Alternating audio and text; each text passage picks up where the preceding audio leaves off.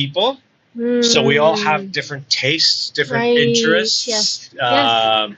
And so some are shared. Like the majority of my partners enjoy beer. I love beer, especially craft beer. Right. The majority of my partners enjoy beer. But I have partners that can't stand beer, not even alcohol. Yeah. So, being non-monogamous gives me the option of experience and enjoy different things with different people, because one of the things that I was in those shoes. I really dislike about monogamy, but I recognize I was in those shoes and in that mindset years ago. When I was a serial monogamist, I was a serial monogamist because I had the Disney idealized version of marriage is forever.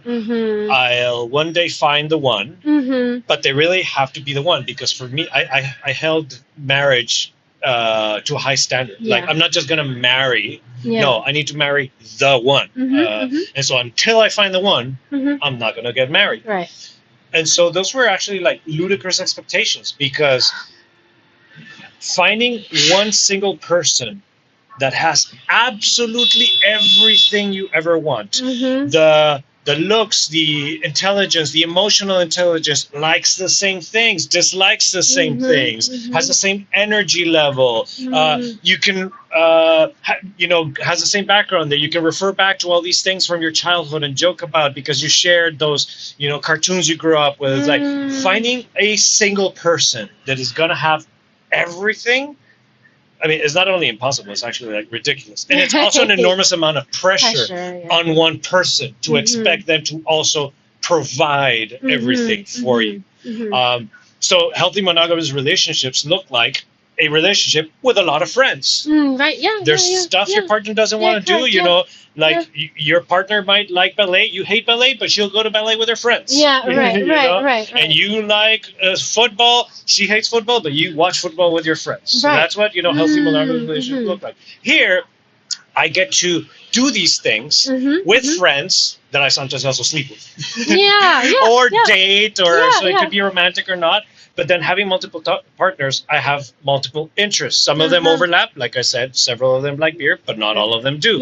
Some of them have a sweet tooth. Some of them don't. Some of them like savory food. Some of them don't. Some of them play video games. Others hate it. Some of them play board games. Others hate it.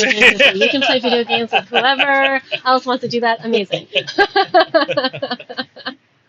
We're not competing for that one. It's all good. Just kidding. No competition here. Only conversion.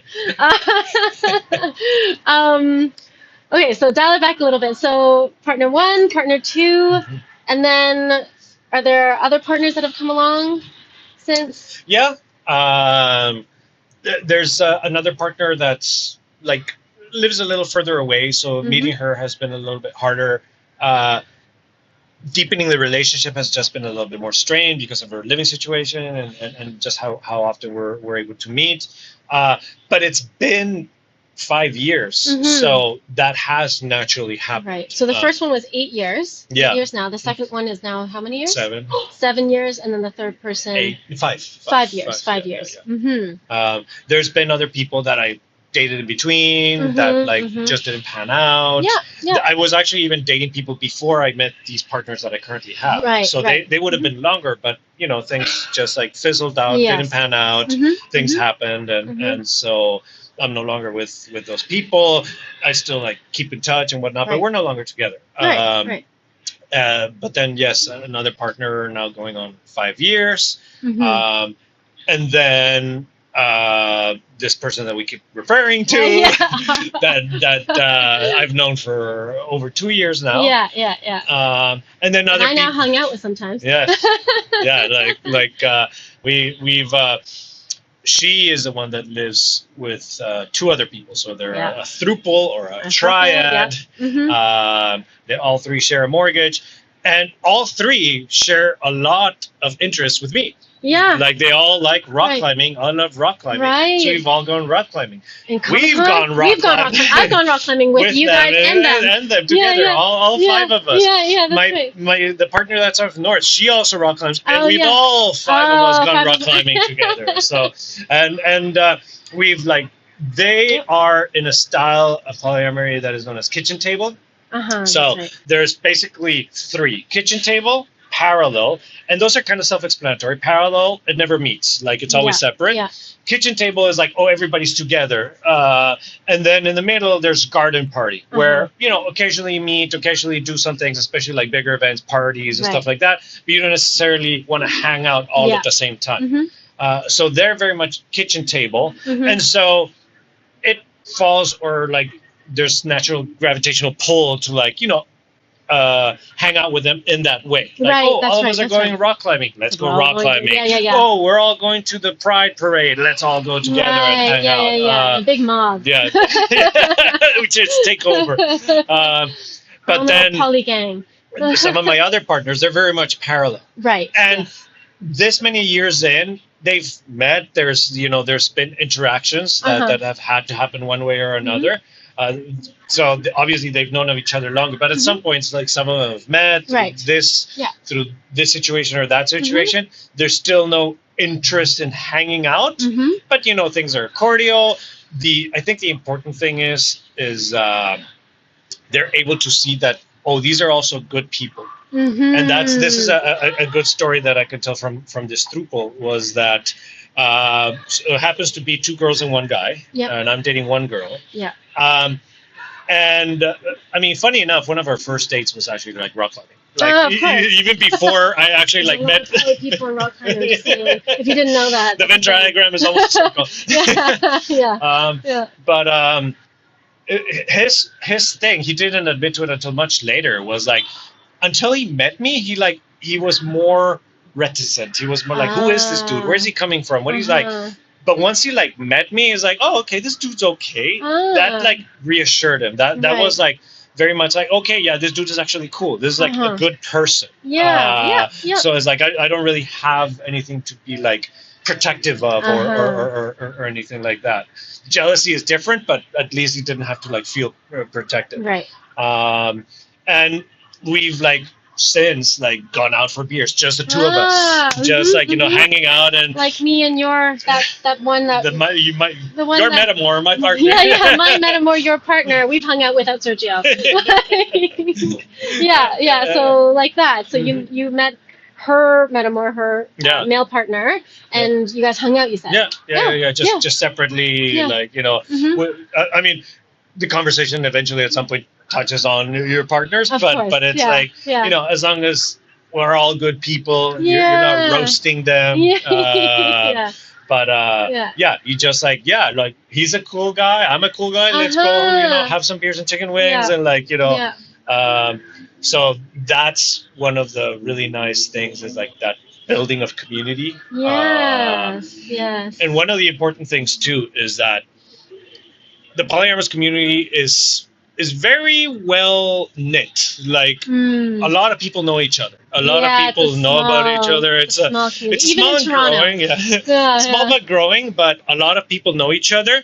So in a sense, it's a very safe space, because if all the jerks and a-holes are very quickly shown the door. Everybody knows each other. So if somebody's real bad character, that gets like spread really quick. Like word of somebody being an a-hole or a jerk spreads really quick. That's true. So there's little room for that. That's right. You're on your best behavior, because word moves real fast. That's still to say, it's not a sterile environment. There's a lot of bad apples. There's a lot of, especially people that are inexperienced, or people that have been experienced and they're manipulative and stuff like that. Like, it does happen, it still happens. Nothing is immune. Nothing is perfect. But the community is very well knit. A lot of people know each other from events, from parties and stuff like that. So that's right. It is very well guarded in that respect. And I'm hearing like everyone's on their best relationship behavior. Because you don't want to burn bridges. Because the space is small, and if you're not dating them in a relationship anymore, you might still come across them. In these spaces, because maybe they're dating someone else that you know really close. Or is it a play space, even if you're no longer with them? So unlike in monogamy, exes, you like get rid of them in your life, and you try your best not to talk to them anymore. like there's a real high chance that you'll have to interact with your exes potentially even in this space. And you'll need to manage yourself. And some people might find that unrealistic, but I would just remind them, just go back to what we were talking a little bit a while ago about how you just have to like talk more and communicate more. So often what happens with like bad breakups in monogamous relationships is that things boil over, things explode, huge fight, huge discussion, you know, anger and things just explode. If you talk a lot about issues, you more softly and gradually learn that, okay, you know what, this is not working for me. But no hard feelings. This is just not working for me. So breakups often are more amicable, more like there might be emotions, but they're still not like do or die emotions or tantrums or I mean there are that's more like different people, but a lot of these people that move in and out of relationships, they don't burn those bridges that you said. Like you know, you're still a good person. We're just not that great together, or this is not working out for me.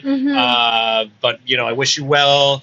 So there's a lot of that that because you communicate, because there are no real huge surprises, no big shocks that emotions just well up so much and they explode and you actually have a nasty fight. Like, yes, there are fights. Yes, there's quarrels. But if you've been talking, if you've been, you know, in dialogue, and a lot of it has not had the chance to build up. That's a really good point. And it's also like practicing over and over. Like you might have one big breakup in monogamy over however many years you're together. But imagine you're dating multiple people and you'll have a breakup maybe every couple of years or maybe multiple breakups at the same time. Like you are practicing conscious uncoupling, perhaps more than the average monogamist for that reason. Right? Like it's hard to do things like ghost people. It's hard to, you know, just like, you know, be a complete a-hole about it and like kick somebody out, throw stuff out, because like, you know, that'll like other people find out about it and they're not necessarily going to be willing to date somebody that does that. So you have to be on your best behavior always. Like you know, you can make mistakes, you know, you can fuck up like people do, I still do, but one of the biggest learnings is you own up to it. You fuck up and you own up to it. Take responsibility, you own your shit, and you're always constantly trying to make yourself a better person. Like, I know they say like people don't change, and maybe deep down some things don't change, but you can always make yourself a better person. Like you can always like, okay, you know what? I can consciously try to do less than that. And any significant change takes time. So it takes practice. So it takes, and I went from that person that never shared anything, never spoke, to now being a lot more transparent and a lot more open and readily speaking up before things boil over, before things well up inside. Took years, but it's possible. Like people can change. It just doesn't happen overnight. And in this lifestyle, you learn quickly. You'll have to in order to stay in the game. Otherwise, it like overcomes you. But to be in this space, learning. You get so many learning opportunities if you're willing to own up and learn from it, right? Yes. That's what I'm hearing. This is amazing. So many great things that you pointed out. Like there's so much richness in what you said, and just life experience, truthfully, right? It's not for the weak of heart, because to face the lessons like that every time. It takes courage. Like, and I'm not talking about being brave, but you have to be courage, because you have to like face yourself. You have to face your demons. You know, you have to face your shortcomings. You also have to. You don't have to tolerate shit, but you have to be like open to like different people, different ways of looking at things, of going about and doing things. And you know, you draw boundaries. You know what, that's not for me. I respect, but that's not for me.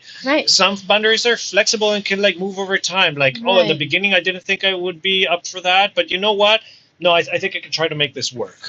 So you can, you know, move, change. Something that feels uncomfortable can feel comfortable. Something that feels comfortable can later feel uncomfortable. it's always a discussion, but it does take courage because there's a lot of like looking inside, looking outward, and facing up to yeah. It's if one relationship is hard, obviously multiple relationships are harder. But like it is easier when you're talking. It's easier when you're actually talking. Yes. One of the benefits, one of those big benefits of being non-monogamous or being in this space, right? Yeah.